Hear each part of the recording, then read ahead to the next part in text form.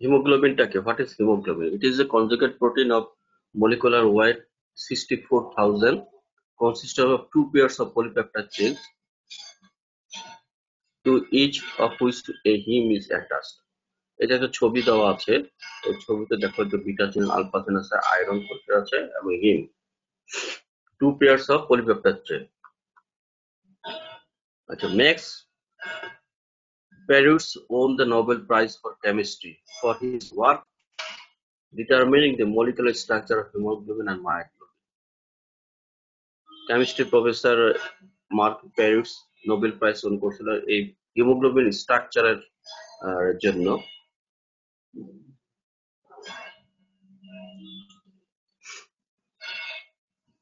Function of haemoglobin, আর এটা তো আমরা জানি যে hemoglobin has the ability to bind oxygen reversibly and carry it to tissue, আর facilitate exchange of carbon dioxide between lungs and tissue. hemoglobin, why hemoglobin is red color কেন? Actually haemoglobin যেটা iron, main হচ্ছে iron, তো oxygenation হলে এটা change হবে ডিসপ্লেট। আয়রনের কালারটা হচ্ছে যে পার্পল কালার, যখন অক্সিজেনেশন হবে তাহলে যখন অক্সিজেনের সাথে মিক্স হবে তখন সেটা একটা রেড কালার হবে, এই জন্য এটা দেখতে red colour. Importance of measurement of haemoglobin, haemoglobin মেজারমেন্টের ইম্পর্টেন্সটা কি? To detect anemia and its severity, to monitor an anemic patient's response to this treatment, to measure hemoglobin level of donor blood, and to determine the absolute value. এই হচ্ছে importance of measurement of the haemoglobin. Normal haemoglobin, আচ্ছা abnormal haemoglobin. Normal haemoglobin যেটা আমরা adult haemoglobin, foetal haemoglobin, embryonic haemoglobin, এগুলো হচ্ছে normal haemoglobin. Adult haemoglobin হচ্ছে haemoglobin A, haemoglobin A2, আর foetal হিমোগ্লোবিনটা হচ্ছে হিমোগ্লোবিন F, হিমোগ্লোবিন বার্ডস, আর এমব্রায়োনিকটা হচ্ছে গাওয়ার 1, গাওয়ার 2 এন্ড 4। এটা হচ্ছে হিমোগ্লোবিন স্ট্রাকচার আছে। হিমোগ্লোবিন এ যেটা, এটা হচ্ছে আলফা 2 এবং বিটা 2 চেঞ্জের কি বলে চেইন, যেটা বলা হচ্ছে স্ট্রাকচার ফর্মুলা, যেটা আলফা 2 বিটা 2। হিমোগ্লোবিন এটা হচ্ছে আলফা 2 ডেল্টা 2, আর হিমোগ্লোবিন F যেটা alpha 2 gamma 2।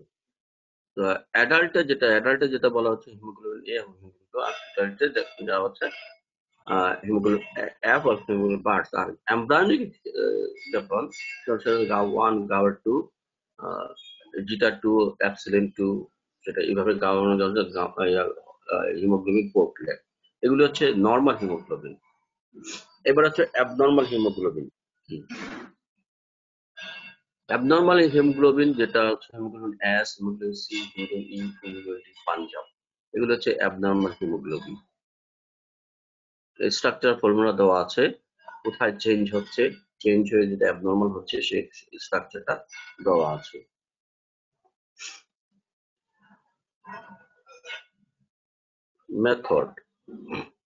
Method of haemoglobin estimation. Conventional method আছে, একটা হচ্ছে অটোমেটেড মেথড। অটোমেটেড মেথড যেটা মেশিনের মাধ্যমে, যেটা সেল কাউন্টারের মাধ্যমে যেটা করি, এটা কিন্তু রিটেনে আসে। অটোমেটেড হচ্ছে বাই ইউজিং সেল কাউন্টারের মাধ্যমে আমরা ব্লাড পাবো, পুরোটা চলে আসে, এটা হচ্ছে অটোমেটেড। আর কনভেনশনাল মেথডটাকে দুই ভাগে ভাগ করা আছে, একটা হচ্ছে ভিজুয়াল মেথড, আর একটা হচ্ছে ফটোমেট্রিক মেথড। ভিজুয়াল মেথড হচ্ছে বিএমএস হিমোগ্লোবিনোমিটার, যেটা কম্পারেটর, আর এটা হচ্ছে হিমোগ্লোবিন কালার স্কেল, এটা অনেক ওয়াইডলি ইউজ হচ্ছে। অ্যাসিড হিমাটিন মেথড, যেটা আমরা ল্যাবরেটরিতে করে থাকি বেশিরভাগ ক্ষেত্রে। এগুলো হচ্ছে visual method. Open eye, naked eye আমরা যেটা দেখতে পারি, দেখি, যেটা হচ্ছে ভিজুয়াল মেথড। আর ফটোমেট্রিক মেথড, যেটা cyanmethaemoglobin method, oxyhaemoglobin method using a direct read out haemoglobin meter. এটা হচ্ছে cyanmethaemoglobin method, oxyhaemoglobin method, এটা আর এটা হচ্ছে direct read out haemoglobin method. এগুলো হচ্ছে ফটোমেট্রিক মেথড। তাহলে কনভেনশনাল মেথড দুইটা ভাগ করা আছে, একটা হচ্ছে ভিজুয়াল মেথড আর একটা হচ্ছে ফটোমেট্রিক মেথড। আর হচ্ছে অটোমেটেড মেথড যেটা বাই ইউজিং সেল কাউন্টার, এটা রিটেন আছে।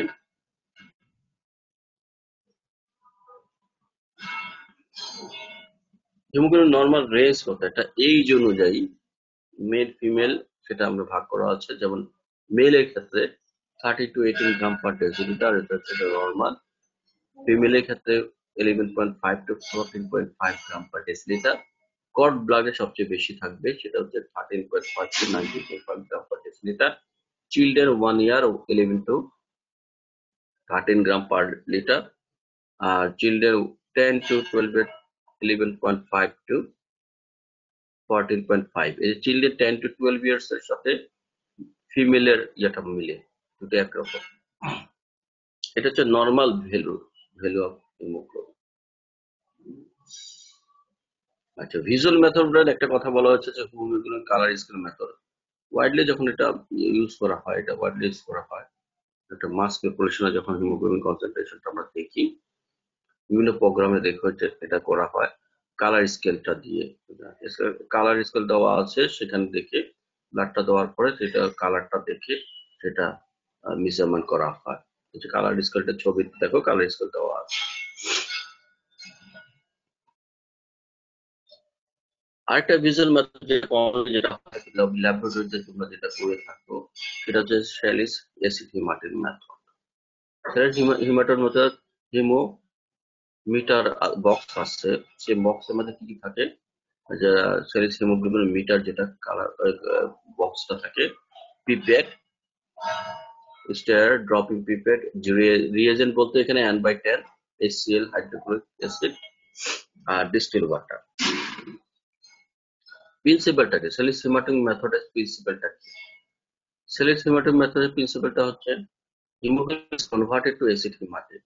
যখন আমি ব্লাড এবং N/10 হাইড্রোক্লোরিক অ্যাসিড মিক্স করব, তখন হিমোগ্লোবিনটা কনভার্ট হয়ে অ্যাসিড হিমাটিন হবে। তো haemoglobin is converted to acid haematin by action of the HCl. The acid emulsion solution is further diluted until its color matches exactly with that of the permanent standard of the comparator block. The hemoglobin concentration are read directly from the calibration tube. The tube আমি যখন ব্লাডটা নিব, N/10 hydrochloric সাথে mix করব, যখন যে acid haematin হবে, এই acid হিমাটিনের কালারটার উপর ডিপেন্ড করে আমার রিডিংটা নিব। সেই রিডিং কম্পারেটর, এটা স্ট্যান্ডার্ড অ্যাসিড হিমাটিন আছে দুই সাইডে, এটা আমি পরে দেখাচ্ছি। তাহলে সেটার সাথে আমি ম্যাচ করে আমি রেজাল্টটা নিব। এখন এটা কালারটা ম্যাচ করতে হলে আমার distil water drop by drop দিয়ে কালারটা ম্যাচ করতে হবে। নেক্সট যাই, তাহলে acid haemoglobin is converted to acid haematin by the action of N/10 HCl। এই প্রসিডিউরটা দেখো, মেথডটা কি হবে। 2 মার্ক, এটা হিমোগ্লোবিন টিউব যেটা আছে সেখানে 2 মার্ক পর্যন্ত আমি N/10 HCl নিব, আর 20 মাইক্রোমিটার ব্লাড নিব পিপেটের মাধ্যমে। সেটা স্যাম্পলটা অ্যাড করবো N/10 এর সাথে পিপেটে, তারপর 10 মিনিট রেখে দিব। 10 মিনিট রাখার উদ্দেশ্য হচ্ছে 10 মিনিট রাখার উদ্দেশ্য হচ্ছে মার্টিনটা প্রোডাকশন হবে এবং কালারটা আসার জন্য, সেটা আমি 10 মিনিট রাখবো। এরপর distil water drop by drop দিয়ে যে স্ট্যান্ডার্ড অ্যাসিড মার্টিন, এই যে বক্সের এই দুই সাইডে দুইটা দেখো কালার রড আছে। এই কালার রড গুলো আসলে কি, এগুলো কি, এটা কি বলা হয়? এখানে স্ট্যান্ডার্ড অ্যাসিড মার্টিন এই কালারের সাথে কম্পেয়ার করে মাঝখানে যে আমি টেস্টটা করব, সেই টেস্টের কালারটা কম্পেয়ার করতে হবে। তাহলে এই দুই সাইডে দুইটা যেটা আছে সেটাকে বলা হয় স্ট্যান্ডার্ড এসিআই মার্টিন, কারণ স্ট্যান্ডার্ডের সাথে আমি কম্পেয়ার করতে হবে। সে কম্পেয়ার করে যতক্ষণ পর্যন্ত এই স্ট্যান্ডার্ডের সাথে না মিলবে, ততক্ষণ পর্যন্ত আমি drop by drop distil water দিয়ে সে কালারটা ম্যাচিং করবো। যখন ম্যাচ হয়ে যাবে দুই স্ট্যান্ডার্ড কালারের সাথে, তাহলে তখন আমি এই টিউবে দিয়ে আমি রেজাল্টটা নিব।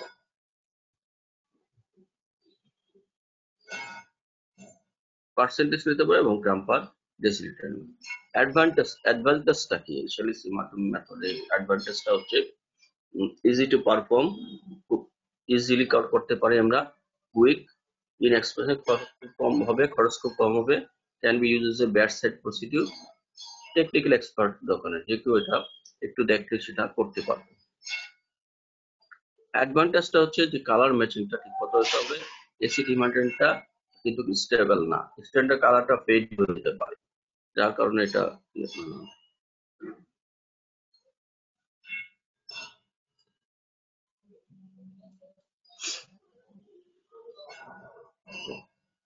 Condition that increase haemoglobin concentration. Physiological cause আছে এবং প্যাথোলজিক্যাল কজ আছে। যেমন ডিউ টু হাইপোক্সিস বা হাই অ্যালটিটিউডে সেখানে হিমোগ্লোবিন কনসেন্ট্রেশনটা বেড়ে যাবে। নিউ বর্নে এবং ইনফ্যান্টে হিমোগ্লোবিন কনসেন্ট্রেশনটা বেশি, আমি রেঞ্জটা দেখাইলাম। আর excessive sweating due to haemoconcentration যেটা হবে, সেখানে হিমোগ্লোবিন কনসেন্ট্রেটটা, এগুলো ফিজিওলজিক্যাল কজ। প্যাথোলজিক্যাল কজ হচ্ছে haemoconcentration due to loss of body fluid, severe diarrhoea, vomiting ক্ষেত্রে হবে, হাইপোক্সিয়া ক্ষেত্রে যেটা heart disease, emphysema, polycythaemia vera, এইসব ক্ষেত্রে কিন্তু হিমোগ্লোবিন কনসেন্ট্রেটটা বেড়ে যাবে।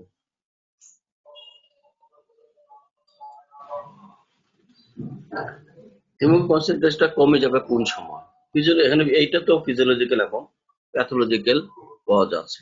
ফিজিওলজিক্যাল যে প্রেগন্যান্সি ক্ষেত্রে হিমোডায়ালিসিস, সেখানে হিমোগ্লোবিন লেভেলটা কমে যাবে ডাইলেশনের জন্য। আর women have lower weight than men because the total RBC count is less. এই যে ফিমেলে হিমোগ্লোবিন কনসেন্ট্রেশনটা নর্মাল কনসেন্ট্রেশনটা কম থাকে, কারণ কমটা হচ্ছে যে আরবিসি কম, মেল থেকে আরবিসিটা কম, এই কারণে হিমোগ্লোবিন কনসেন্ট্রেশনটা ফিমেলে কম থাকে। আর তাহলে মেলে কেন আরবিসি বেশি থাকে, এটা একটা কোশ্চেন থাকতে পারে। মেলে আরবিসিটা বেশি থাকে এই কারণে যে টেস্টোস্টেরন যেটা স্টিমুলেট করে এরিথ্রোপয়েটিস, আর ফিমেলে যেটা ইস্ট্রোজেন থাকে সেই ইস্ট্রোজেন ইনহিবিট করে এরিথ্রোপয়েটিস। তাহলে এই কারণে হচ্ছে যে মেলে বেশি থাকবে, ফিমেলে কম থাকবে। মেলে বেশি থাকা ইয়েটা হচ্ছে টেস্টোস্টেরন স্টিমুলেট করে এরিথ্রোপয়েটিস, যার কারণে এটা মেলে হিমোগ্লোবিন কনসেন্ট্রেটটা বেশি থাকবে দেন ফিমেল। অ্যান্ড ফিমেলে যেটা এস্ট্রোজেন ইনহিবিট করে এরিথ্রোপয়েটিস, যার কারণে ফিমেলে কম থাকবে। আর প্যাথোলজিক্যাল কজেস বিভিন্ন টাইপস এনিমিয়া আর এক্সেসিভ এডিএসি antidiabetic hormone secretion as in pituitary টিউমারের ক্ষেত্রে সেটা হবে। Anaemia specially different types of anaemia ক্ষেত্রে। তাহলে বাড়বে কমবে দুটোই দেখানো হয়েছে, বলা হচ্ছে। এগুলি কিন্তু জানতে হবে, পরীক্ষা অনেক সময় জিজ্ঞাসা করে বাইরে। সাইন মেথ হিমোগ্লোবিন মেথড, এবার আছে ফটোমেট্রিক মেথড। এতক্ষণ যেটা ভিজুয়াল মেথড বললাম, অ্যাসিড হিমোগ্লোবিন মেথড আর ফটোমেট্রিক মেথড, যেটা আমরা ল্যাবরেটরিতে করে থাকি।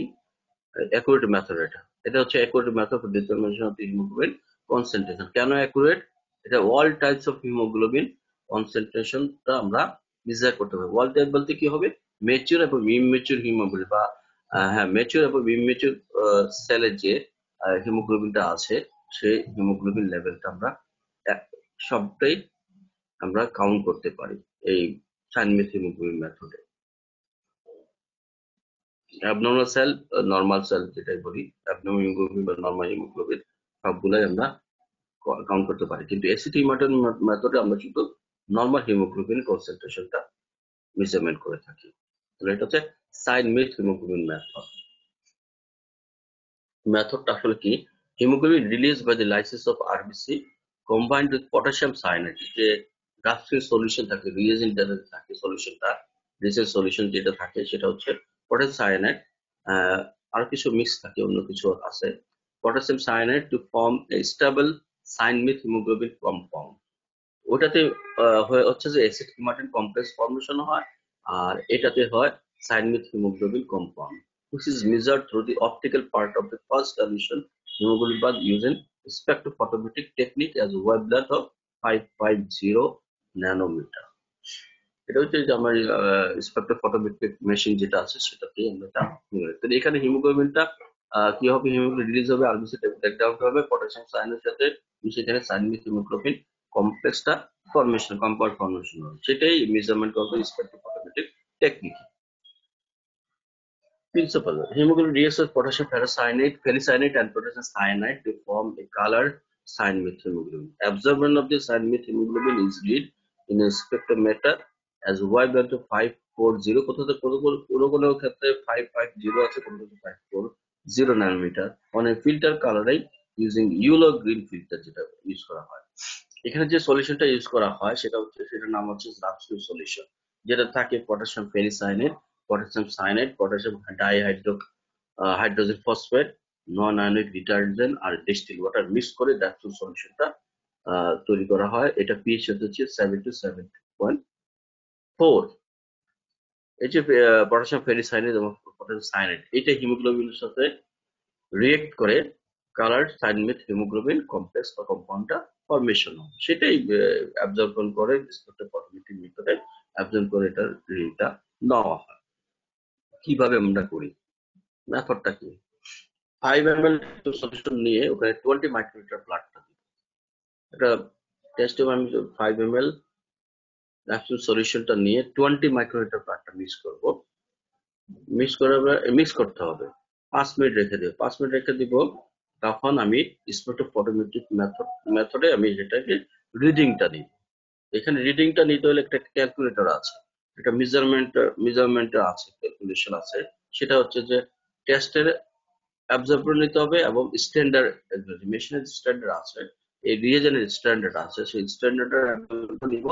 আরেকটা দিব টেস্ট অ্যাবজর্পশন, এটা কনসেন্ট্রেশন অফ দ্য স্ট্যান্ডার্ড, একটা কনসেন্ট্রেশন দেওয়া থাকে, সেই কনসেন্ট্রেশনটা আমি মাল্টিপ্লাই করব, সেটা হচ্ছে হিমোগ্লোবিন রেজাল্ট আমি পাবো। এটা most accurate method of estimation of hemoglobin recommended by International Committee for Standardization in Hematology because all forms of hemoglobins are converted to acetomegasin। এখানে যেটা আমি বললাম যে নরমাল অ্যাবডোমিনাল হিমোগ্লোবিনটাই সাইনমেথ হিমোগ্লোবিন এ কনভার্ট হতে পারে এক্সেপ্ট সালফ হিমোগ্লোবিন। স্টেবল এবং রিলায়েবল স্ট্যান্ডার্ড ইজ অ্যাভেলেবল। এই যে স্ট্যান্ডার্ড যেটা আমরা করে থাকি, সেই স্ট্যান্ডার্ড একটা রিলায়েবল এবং স্টেবল কালারটা, যার কারণে এটা অ্যাকুরেট, এবং এখানে অ্যাবনর্মাল এবং normal haemoglobin both are measured by this technique. এই হচ্ছে হিমোগ্লোবিন এস্টিমেশন। এবার আসো ইরেথ্রোসাইট, ইএসআর। ইএসআর আমরা কিভাবে করি এটা তোমরা জানো, এটা তোমরা করে আসছো। ESR easy method. What is ESR? ইএসআরটা কি কি হয়? An erythrocytemation rate is a type of blood test that measures how quickly erythrocytes settle at the bottom of the test tube and then contain a blood sample. Normally, red blood cells settle relatively slowly. A faster than normal rate may indicate inflammation in the body. এই যে আমরা ব্লাডের সাথে যখন anticoagulant mix করে যখন আমি রেখে দিব, তখন সে রেড সেলগুলা সেটেলড হবে, সেটা হচ্ছে ইএসআর, ইরিথ্রোসাইট সেডিমেন্টেশন রেট। তিনটা স্টেজ সেডিমেন্টেশনে, তিনটা স্টেজ। একটা হচ্ছে রুলো ফরমেশন, যেটা এক নম্বর হচ্ছে রুলো ফরমেশন। রুলো ফরমেশনটা কি? একটার উপরে একটা পড়বে, একটা যেমন একটা কয়েনের উপরে একটা কয়েন যদি আমি রাখি, যেটা হয় সেটা হচ্ছে রুলো ফরমেশন। সেডিমেন্টেশন মানে সেটলিং ডাউন, সেটলিং স্টেজে যাবে, সেডিমেন্ট করবে। আর একটা হচ্ছে প্যাকিং স্টেজ, 10 মিনিটসে যেটা হয়, সবচেয়ে দ্রুত সেটেল ডাউন হয় লাস্টের 15 মিনিটস, 10 to 15 মিনিটস সেটা সেটেল ডাউন হয়। তো রুল ফরমেশন, সেডিমেশন বা সেটলিং স্টেজ, আর একটা হচ্ছে প্যাকিং স্টেজ।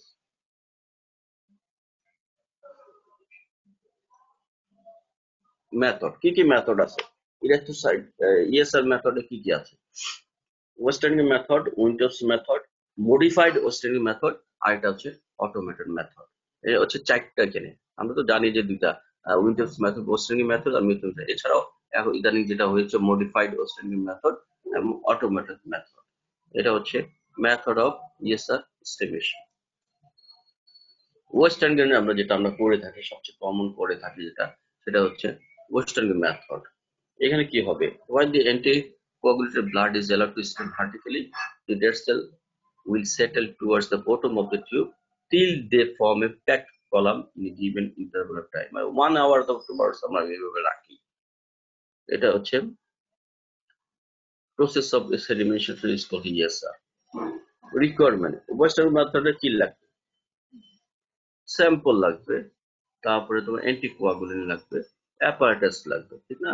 অ্যাপারেটাস গুলো ওয়েস্টার্ন টিউব লাগবে, ওয়েস্টার্ন স্টেন লাগবে, রাবাল ভাবে টাইমার লাগবে। আর রিয়েজেন্টের ক্ষেত্রে বা অ্যান্টিকোয়াগুলেন্ট যেটা ব্যবহার করি, ট্রাইসোডিয়াম সাইট্রেট 3.8%, ট্রাইসোডিয়াম সাইট্রেট যেটা আমি অ্যান্টিকোয়াগুলেন্ট যখন পড়াইছি সেটা বলছি 3.8% ট্রাইসোডিয়াম সাইট্রেট। 1.6 ml ব্লাডের সাথে 0.4 ml ট্রাইসোডিয়াম সাইট্রেট 3.8% ট্রাইসোডিয়াম মিক্স করে সেটাই আমি পিপেটে ভার্টিক্যালি 1 ঘন্টা রেখে দিব। তাহলে যে সেলটা সেটেল হবে উপরের ফ্লুইড পোর্শন যেটা সেটা হচ্ছে ইএসআর। এই যে এখানে দেখো এখন ওয়েস্টার্ন গ্যাপ টিউব যেটা, এই টিউব সম্বন্ধে অনেক সময় প্র্যাকটিক্যালি কিন্তু এটা জিজ্ঞেস করে তোমার ওয়েস্টার্ন টিউব সম্বন্ধে। ওয়েস্টার্ন টিউবটা লেন্থ হচ্ছে 30 সেন্টিমিটার, তারপর ইন্টারনাল বোর্ডটা যেটা ডায়ামিটার, ডায়ামিটার হচ্ছে 2.5 মিলিমিটার। আর তারপরে দেখো এটাতে 1 ml ব্লাড থাকতে পারে, বোথ এন্ড ওপেন। এটা উইন্টার টিউবের কিন্তু 1 এন্ড ওপেন, কিন্তু ওয়েস্টার্ন গ্যাপ টিউবের হচ্ছে both end open. Calibrate 0 to 200 calibration থাকে ফ্রম টপ টু বটম। এটা হচ্ছে ওয়েস্টার্ন গ্যাপ টিউব। আর ওয়েস্টার্ন গ্যাপ রেক যেটা, যেখানে টিউবটা আমি লিখে দিই রেকটা।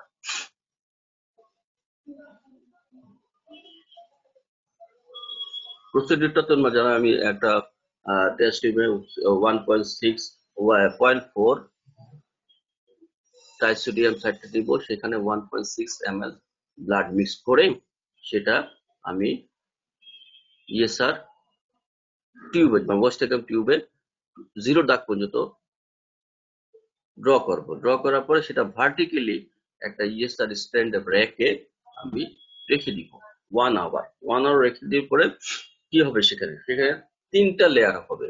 একটা হচ্ছে উপরে ফ্লুইড পোর্শন, নিচে সেলের পোর্শন যেটা সেটেল হবে, আর মাঝখানে ফ্লুইড পোর্শন এবং সেলের কলামের মাঝখানে একটা থিন লেয়ার অফ একটা কালার্ড ইয়েলো কালার্ড এরিয়া থাকবে, সেটাকে আমরা বলা হয় বাফি কোট। বাফি কোট এখানে হচ্ছে ডাব্লিউবিসি ব্যাকুলেট অথবা ইমেচিউর সেল গুলো থাকে বাফি কোটে। তাহলে যে ফ্লুইড পোর্শনটা যেটা উপরে যেটা হবে ESR. Normal value western game method হচ্ছে 3 to 7, সরাসরি আমরা 10 বলি আর কি, 10 1 আওয়ার 10 মিলিমিটার হবে। আর উইন্টারস এর মেথডে সেম একই রকম মেথড গুলো। Factor affecting ESR, physiological factors যেটা reaction factors, rule of formation, age, sex, temperature, time, anticoagulant, key factors, tilting of the tube, এটা vertical position রাখতে হবে, vibration বা sunlight, এগুলো যে factors affect করে ESR এ, সেটা দরকার নেই। উইন্ট্রপ মেথড, উইন্ট্রপ মেথডে ইএসআর এস্টিমেশন করবে। এখানে আসলে উইন্ট্রপ মেথড আমরা যেটা করে থাকি পিসিবিতে করে থাকি, তো এখানে ইএসআরটাও করা যায় সেম একই রকম। এখানে উইন্ট্রপ টিউবের মেজারমেন্ট দেখতে কেমন, এটা 1 এন্ড ওপেন আর 110 millimetre long, narrow thick wall, 3 metre internal bore, ওটা হচ্ছে 2.5 মিলিমিটার ইন্টারভ্যাল, এটা হচ্ছে 3 মিটার ইন্টারভ্যাল। আর গ্রাজুয়েশন হচ্ছে 0 to 10। এটা দুই সাইডে মার্কিং আছে, একটা হচ্ছে 0 to 10 আপ টু ডাউন, আর একটা হচ্ছে ডাউনওয়ার্ডস টু আপওয়ার্ডস, যেটা 0 to 10। যেটা বিলো থেকে উপরে যেটা সেটা হচ্ছে পিসিবি, এবং উপর থেকে যেটা সেটা হচ্ছে ইএসআর এস্টিমেশনের জন্য করা হয়। এটা তো ব্লাড, এই যে ইন্টারনাল ব্লাড নিয়ে আমি যখন রেখে দিব, রেখে দিলে সেটা সেটেল ডাউন হবে। বাস্তব বিপরীতে কাজ, ব্লাডটা নিয়ে সেটেল ডাউন হবে। এইখানে যেটা পিসিবিতে আমরা কি ইউজ করা হয়, ডাবল অ্যাক্সেলেট ইউজ করা হয়, ডাবল অ্যাক্সেলেট এখানে ইউজ করা হয়। আর ইএসআর যেটা ওয়েস্টার্ন গেট আমরা 3.8% ট্রাইসোডিয়াম সাইট্রেট, ডাবল অ্যাক্সেলেট ছাড়া আমরা ইডিটিটা ইউজ করতে পারি। এরপর মডিফাইড স্ট্যান্ডার্ড মেথড। মডিফাইড বলতে এখানে ইডিটি দিয়ে ব্লাডটা নিব, ওখানে 3.8% সার্কুলেটেড, এখানে ইডিটি এটা অ্যান্টিকোয়াগুলেন্ট ইউজ হবে। আর এখানে অ্যান্টিকোয়াগুলেন্ট কনসেন্ট্রেশন হবে 0.5, ওখানে ছিল 0.4, এখানে হবে 0.5। এই পার্থক্যটা এখানে, মডিফাইড পার্থক্যটা এখানে।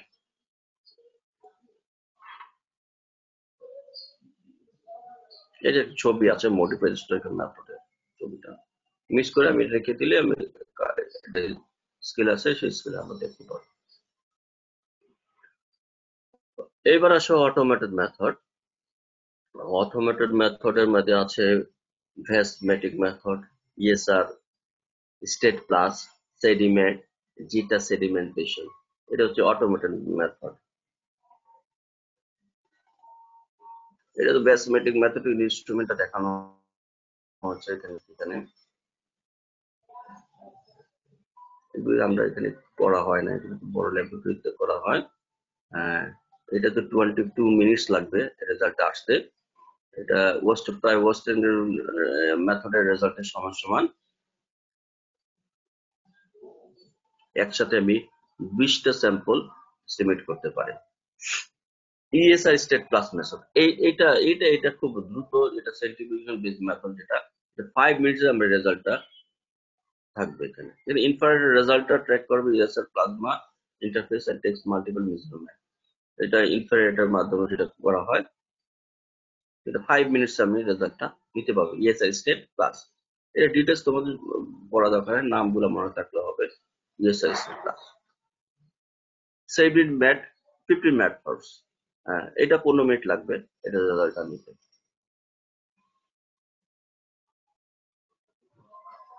এটা হচ্ছে দ্রুত রেজাল্টটা নেওয়ার সুবিধাটা বেশি এখানে। মেথডটা ওয়েস্টার্ন মেথডের ভাবে নিয়ে আমি ওয়েস্টার্ন কিউবটা যখন এখানে রেখে দিব, এই রেজাল্টটা দ্রুত চলে আসবে। এটা 15 মিনিটসে চলে আসবে। এটা হচ্ছে জিটা সেডিমেন্টেশন মেথড, এটাও খুব দ্রুত রেজাল্টটা দিবে। র্যান্ডম অ্যাক্সেস অটোমেটেড, এটা এখন ইদানিং বেশি ল্যাবরেটরিতে এটা দেখা যায়। এটা 20 মিনিটস লাগে।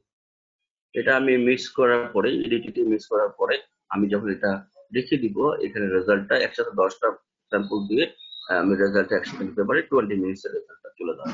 র্যান্ডম অ্যাক্সেস মেথড, এটা কমনলি ইউজ করা হচ্ছে এখন, এটা বেশি ইউজ করা হচ্ছে।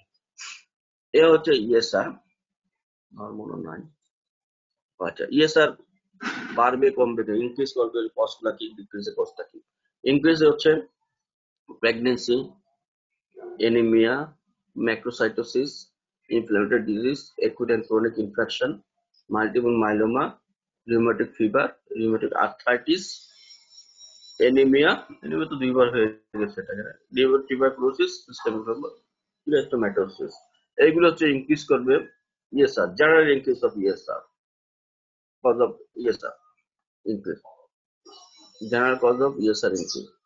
আর ডিক্রিজ করবে hyper viscosity, decrease fibrinogen level, polycythaemia. এক নম্বরে তোমরা সবাই বলবো পলিসাইথেমিয়া, এক নম্বর বলতে হবে পলিসাইথেমিয়া, কমন কর। তারপর sickle cell anaemia, spherocytosis, microcytosis, hyperviscosity, decrease fibrinogen level. এগুলো হচ্ছে general cause of increase ESR and decrease ESR. Highly ESR, একটা কোশ্চেন আসে বা ভাইবাতে জিজ্ঞেস করলে 100-র উপরে ইএসআর হবে, যেটা কি কি cause? ESR may be as high 100 millimeter or high or more in 1 hour. Advanced pulmonary TB, rheumatic fever, collagen disease, এই তিনটা cause. Advance pulmonary TB, rheumatic fever, collagen disease. এটা কিন্তু ভাইবাতে জিজ্ঞেস করা হয় অনেক সময়, রিটেন একটা কোশ্চেনের পার্ট থাকতেও পারে, এটা মনে রাখতে হবে। এই হচ্ছে ইএসআর এবং হিমোগ্লোবিনের আমি একটা এস্টিমেশনটা করে দেয়। এগুলি কমন তোমরা পড়ে আসছো।